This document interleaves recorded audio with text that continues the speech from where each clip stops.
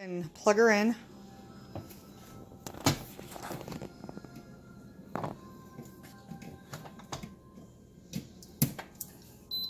Okay, so when you turn it on, this mine will say off.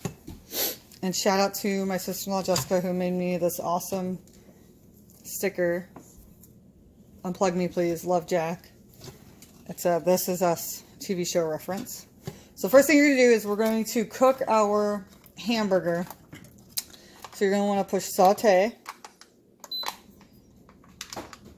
And then, as you see, there's nothing in there right now.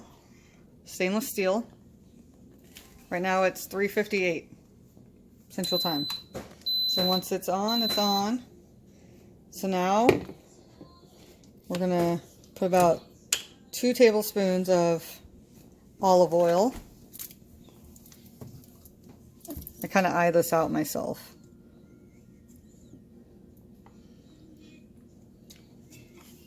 Kind of coat the bottom. And then you're going to put in about a half a cup of onions, and then a half a teaspoon of garlic. Just pour it right in there. Make sure it all goes in. And let that heat up.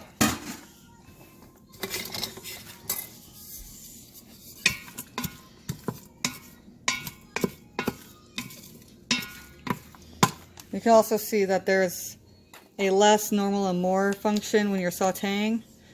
I always make sure it's on the normal myself.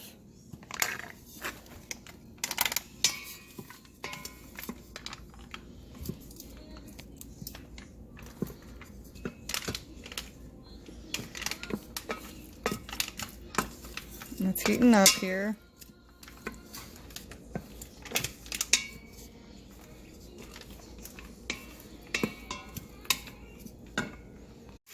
And as you can see, this is all getting very much heated up. You're going to want to just do this until they get softened and it starts smelling really good in your kitchen.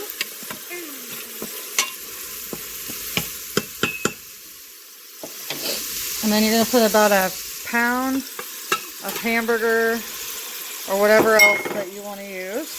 Mind you, we're still on the saute function, so one of the cool things about a pressure cooker is that you can use it as pretty much a skillet if need be before you cook anything else.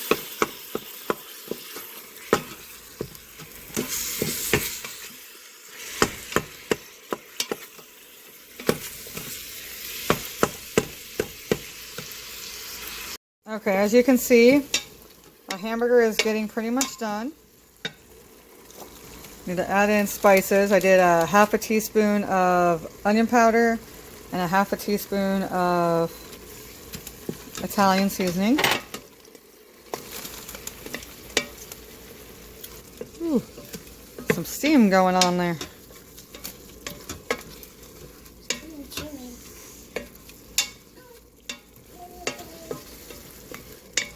Okay, now at this point you can either drain your grease or keep it in. It's up to you. I always keep ours in because it makes our pasta taste better. So now you're going to come back down here and you're going to push keep warm. Basically that's a turn off function. It says off. Now we're going to go ahead and pour our sauce in.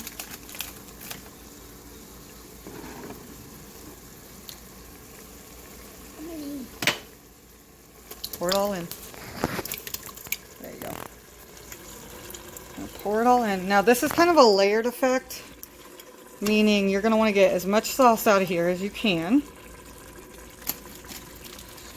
You're not, don't blend any of this when you're doing it, because this is how you're going to get your pasta to cook very well. And then you're going to take 2 cups of water, pour it right in there, and then you're going to take half of a pound of spaghetti. Can you get me about half of those? And you're going to want to break them into thirds. So can you break it into thirds?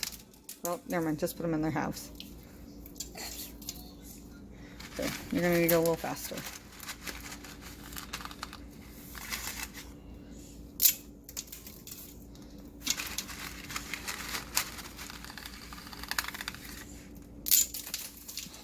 We're making a mess of pasta here. You're going to want to make sure all... No, keep going. You're going to make sure all this pasta gets down into the liquid. Even if that means breaking it. Because if it's not covered, it's not going to cook very well. There you go. Keep going. Get a bigger handful.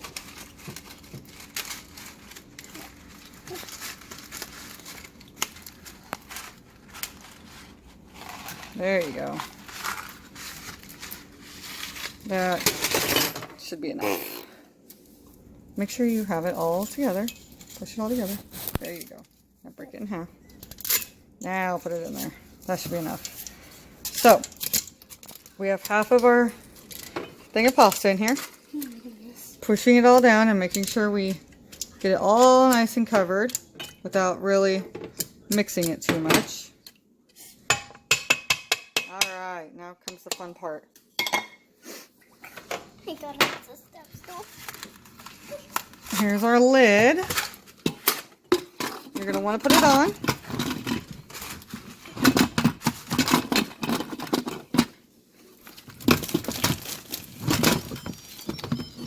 It's going to make these fun noises. You're going to make sure it's put there. Right now, you can see my spigot is right now facing venting, and I want it to face sealing. Now each pressure cooker might have a different verbiage, but there should be one for venting and one for sealing. And I'm going to come down here, push this back a little bit, and then I'm going to push manual, because I only use manual. I have really not used any of these other functions on here except rice and maybe steam. But I like using manual because I can control it. I waited too long. So, manual, it's on high pressure. I'm going to push it up to 10 minutes. And I'm going to leave it alone. And then after a while, it's going to beep and say on.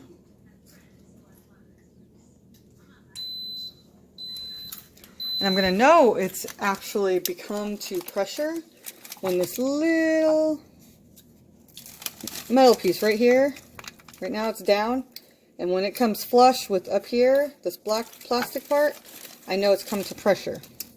I also know it's come to pressure when right here starts saying 10 and counting down instead of saying on. Now that I have that all done, it is 4:09 p.m. That took me roughly 11 minutes to do everything, to get it all up in there. And again, this recipe may or may not be faster, but it is definitely a lot more convenient. A couple of tips for when you're reading Instapot instructions. The first one is a lot of people get confused with the acronyms NR and QR.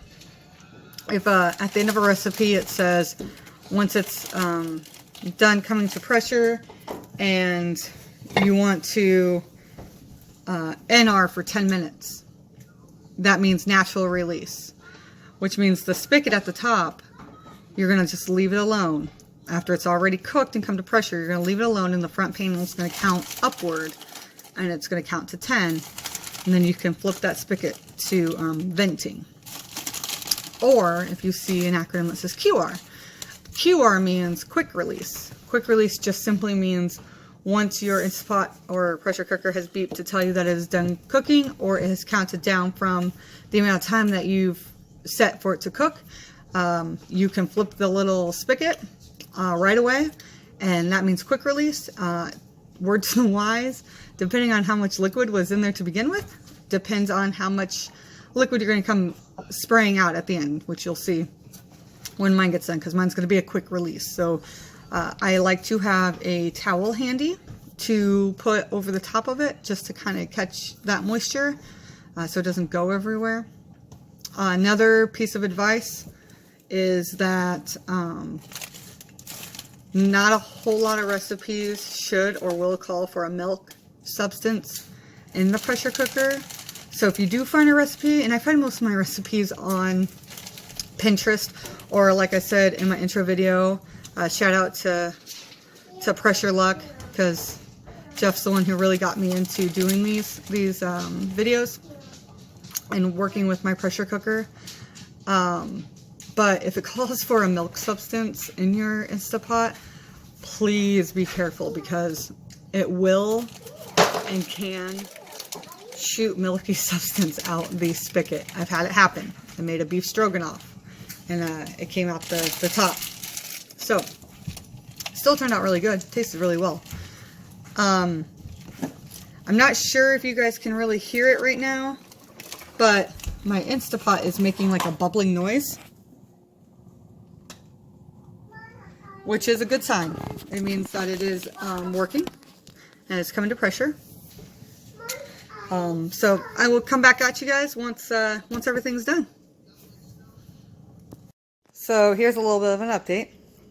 My house smells like delicious garlic and spaghetti. I'm at 8 minutes. I know it came to complete pressure because it's counting down from 10. Plus, now you can see that that metal plug thing is now flush with the black plastic, and my little thing is still on the steaming side. So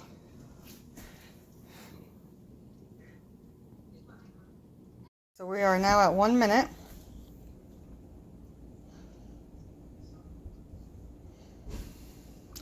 And it took roughly 20 minutes to come to pressure and cook.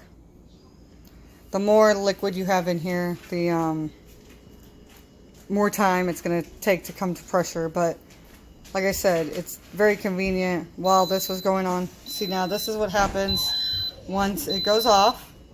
And if you have a quick release or a QR, you are able to go ahead and manually just pull the spigot at the top.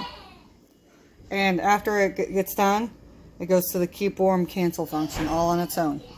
So I'm going to do this, and this is the most scariest part for everybody when they first start.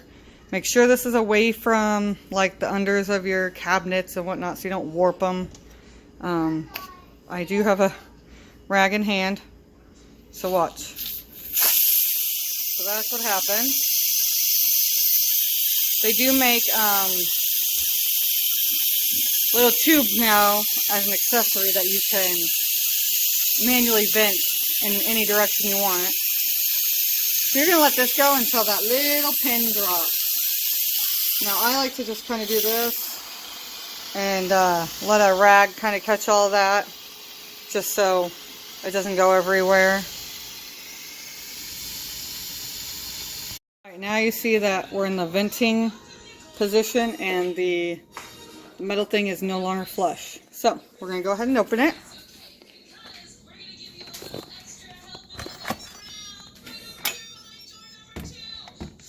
And one of the nifty things about the Instapot that a lot of people probably don't know is the handle is meant to hold the lid. So this is what it looks like. You move it around and kind of let it cook in there. And if it's too watery for you, you can go ahead back onto the front, push off, push the saute, and let it kind of cook down that liquid a little bit. We kind of get rid of all that by putting in some Parmesan cheese. Mix her all in. And there you go. You can use turkey, you can use sausage, whatever you want to make spaghetti. You don't have to use meat. You could just boil some noodles.